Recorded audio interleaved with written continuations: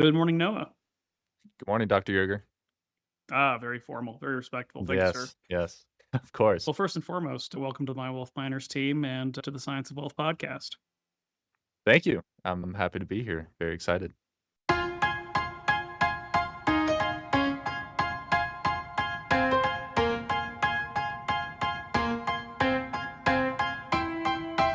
Welcome to the Science of Wealth, where we discuss the science behind financial planning and the art of learning and applying it.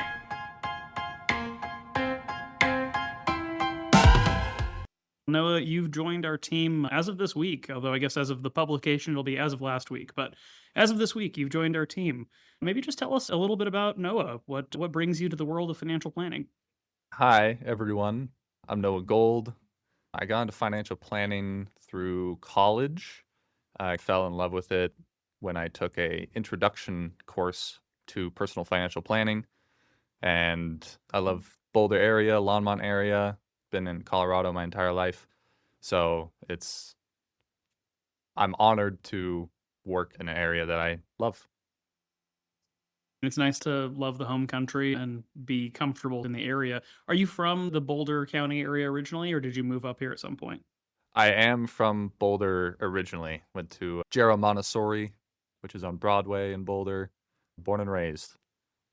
Oh, well, we won't hold it against you for being from Boulder because over here in Longmont, we're Longmont proud. But yeah, it's exciting to have a Colorado native on the team. I think you are. No, I take it back. Anai is our first Colorado native. It's good to have a second Colorado native on the team. There we go. But you said you got into financial planning because you got to take an elective in it. What were you going to school for before that? I assume that was not your first class in freshman year. I spent about 2 years in pre-med at CU, biology, chemistry, that whole shebang. And my original goal was to go to med school and be an orthopedic surgeon. But the more I got into it, the less I loved it. And I knew I always wanted to help people. That was my main concern with going to med school. But then I took a personal financial planning course that was luckily available to everyone, not just business students. So, being from the arts and sciences portion of CU Boulder, I was able to get in. And I saw the extreme impact that good financial planning can have on someone's life and how beneficial it really is. And so I transitioned from pre-med into business school, did all the electives I had to do there, and then finally into the PFP program that they offer. Very nice. And I'll say, obviously, we all want to help people, but quite clearly and obviously, you can make a much bigger impact on the world and people's lives doing financial planning than orthopedic surgery, Exactly. obviously. Exactly. Yep. I'm sure that was at the heart of that change and not terror of OChem. No, I didn't mind OChem all that much, to be honest. But yeah, it was mostly that it was such a long road, and I would only see patients if I were to go down the orthopedic surgery route at their worst times and then fix them up and off they go. I wouldn't have the elongated relationship with any patient or individual, which is very important to me to see how someone grows and how my impact benefits their entire life, not just, oh, I tore an ACL or broke XYZ. Here you go, off you go. Yeah, it's a very interesting professional dichotomy, right? There are some people in the financial advice world who do transactional work, so we're not speaking for all financial planners as we say this, but most of us have these long relationships, right? I have clients I've worked with for over 10 years at this point who've entrusted me with their life savings, their family's financial well-being, their ability to accomplish their financial goals and live the lives that they want for well over 10 years. It's something that I think is maybe not on people's radar when they first get into this profession that, hey, you're going to meet with somebody who you've never talked to before and they're going to share very personal financial life goal concerns, etc. type things. And then fast forward and you're going to have this multi-year, multi-decade relationship with this family that the first time they ever talked to you was the first time they were sharing with you about their personal finances. It's a wild experience. Yeah, I had an expectation of that towards the end of my studies and the PFP course, and I think I'm extremely lucky to be able to do that. It's also a great program, It so I think is. you got exposure to, I'll say, the right kind of financial planning. But anyway, so I'm curious, right? Because everybody who gets into financial planning often has a thing. A lot of people get into financial planning because they're interested in investing. For example, they think they want to be portfolio managers or something like that, or they want to be wealth managers. What was it about? You said it was the ability to help people and the impact it makes, but what was the gotcha experience you had with personal finance? Where that's cool. I want to build my entire life and career around. It's not necessarily that I had an experience with financial planning, it was actually the inverse of the no experience with financial planning, and I knew how important it could be. So, my grandfather, who on my dad's side, was very beat up towards the end of his life. He had a construction company in Alaska, and it's not that they didn't make any money, it's just they didn't know how to manage it. And towards the end of his life, I saw how stressful it wasn't necessarily the injuries that he got throughout his life that kinda just compounded. It was more the stress on the family of where are we gonna pay for XYZ medical bill? I need to my car is breaking down, but I need to be able to go to and from doctor's appointments, and I saw how important proper financial planning really is because I'm very confident that if they were to have a financial planner earlier in life, that their end of life would have been significantly improved. So, seeing that I was wanting to go into medicine and seeing how the medicine to a certain extent helps, of course, but it's not a holistic help on someone's life. Whereas financial planning, we can't really do much about a broken leg, but we sure can help with house payments, car payments, medical bills, structuring things, and making sure that you don't have to be as stressed about where money is going to come from so you can fulfill your dreams and live a great life. So that's really what pulled me into it. And luckily, that happened right when I was taking the introductory course at CU. So timing was good in a bleak moment. It's an interesting spectrum of things you bring up here because there's an interesting body of research for financial planning. We've talked about this on the podcast previously, not you and I, but it's on the podcast in general, that a lot of kind of financial planning knowledge and wisdom is really borrowed or taken from other fields of interest. But there are certain things that are reasonably well established that have been in the academic literature and the research area for a while.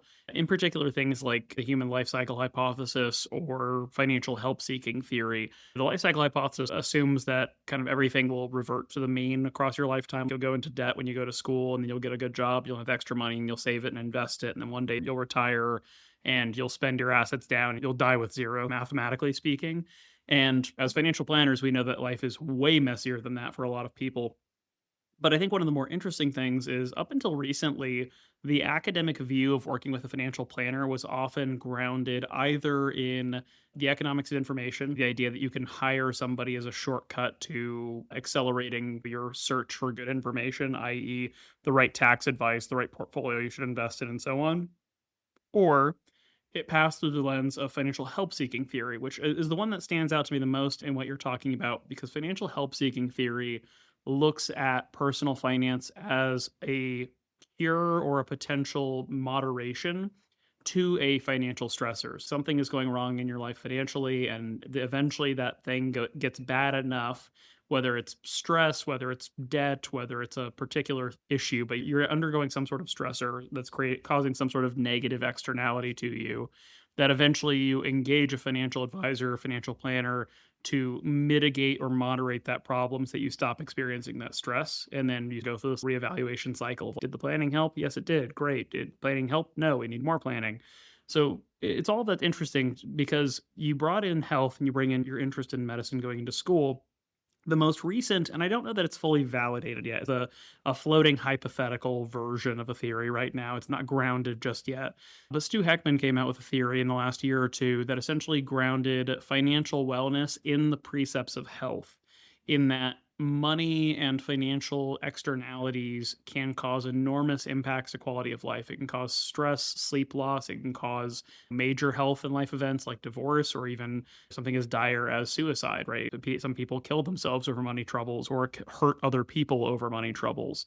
And so it's an interesting world where often people like to simplify personal finance with little quips like everything you need to know about money you can fit on an index card, or just buy the S&P 500 and chill, or something like that.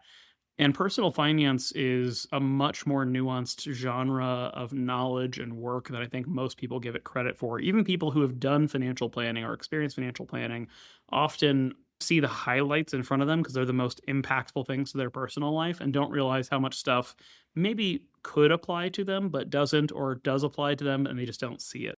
Yeah, that's very interesting.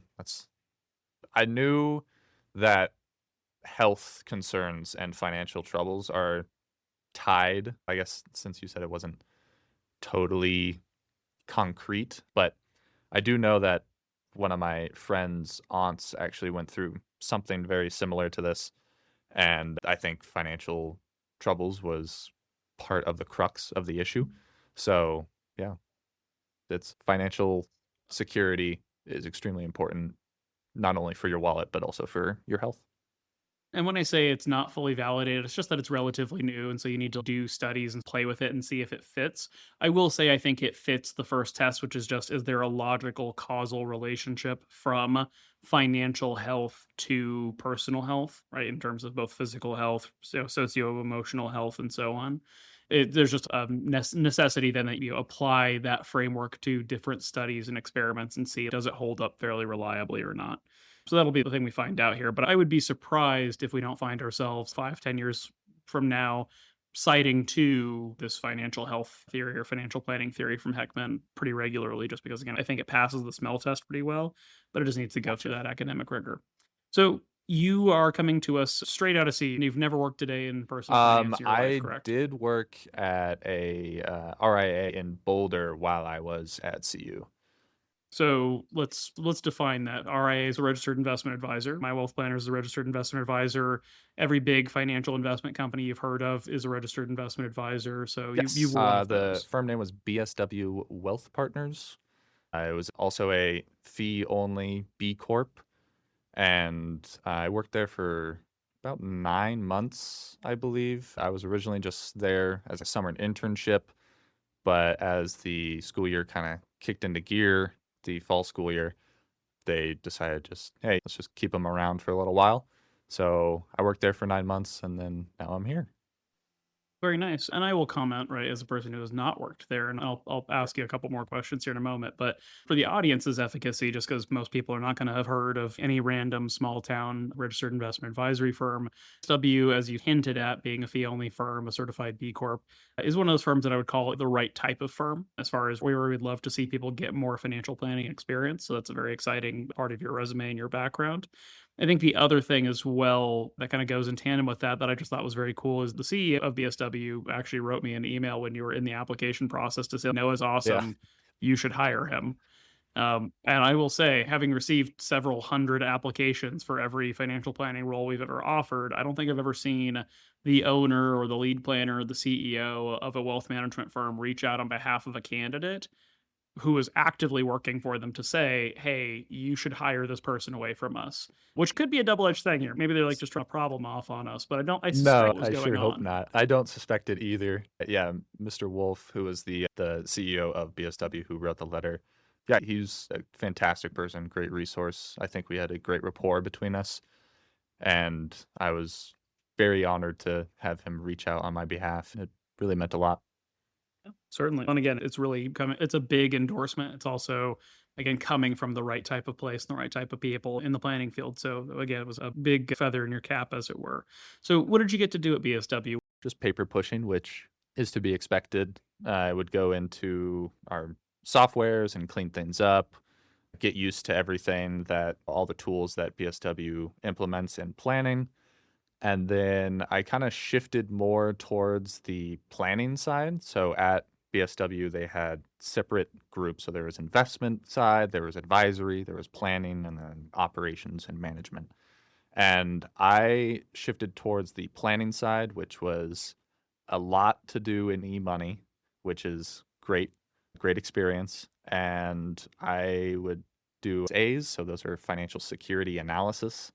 So it was basically a client would send us an email and say, "Hey, I'm thinking about buying a new house or selling a current house or buying a new car."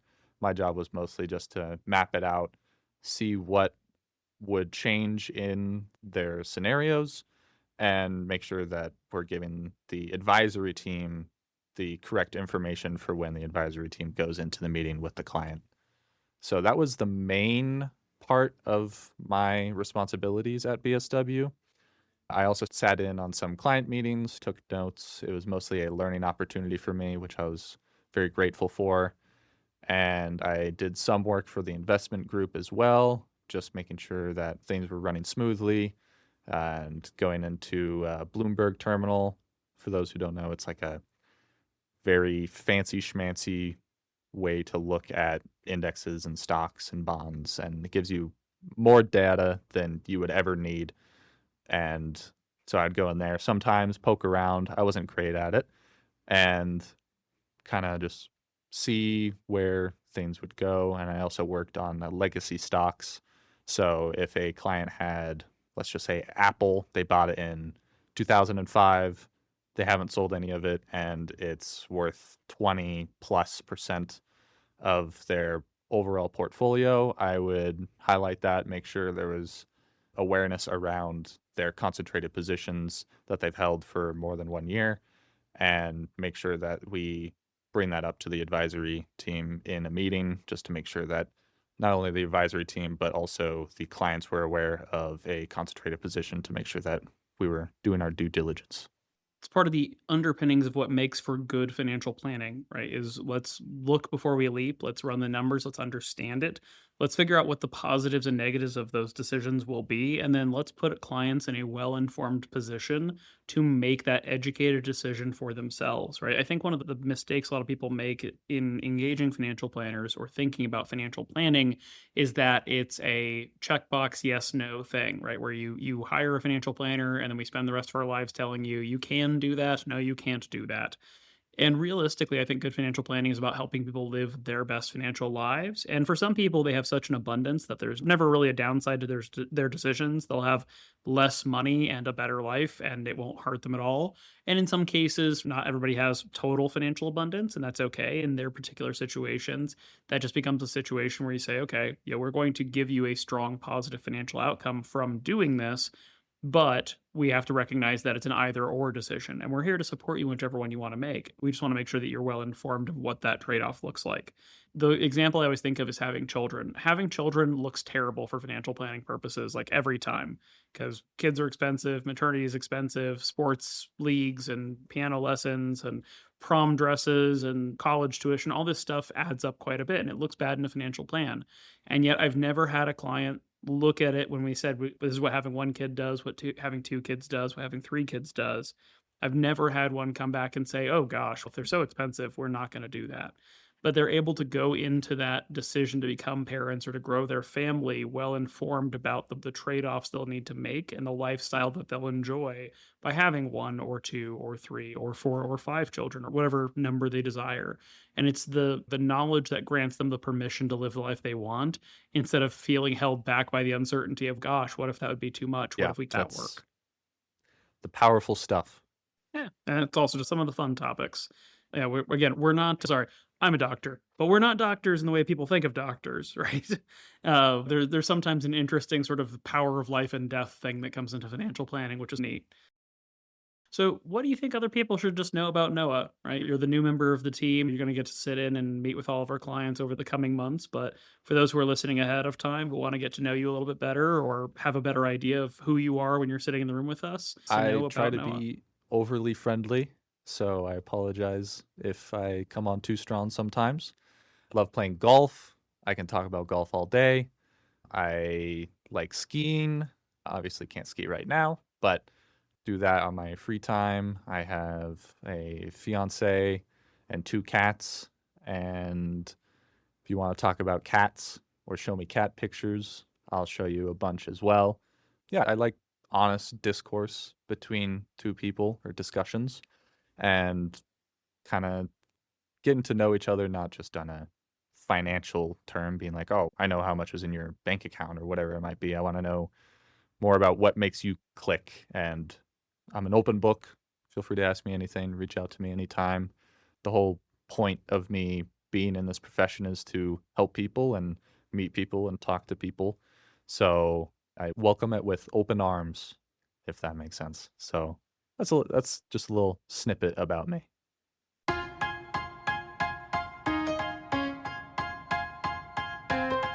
The Science of Wealth is produced by My Wealth Planners, a registered investment advisor in Colorado. The theme song is This Is Your Time by Dan Phillips. The podcast is intended for educational purposes only and is not investment advice or any other form of advice. Not all material discussed on the podcast is appropriate for every individual in every circumstance, so you should consult with a certified financial planner, tax professional, or legal professional as appropriate before attempting to apply any of the subjects, strategies, or tactics discussed on the podcast.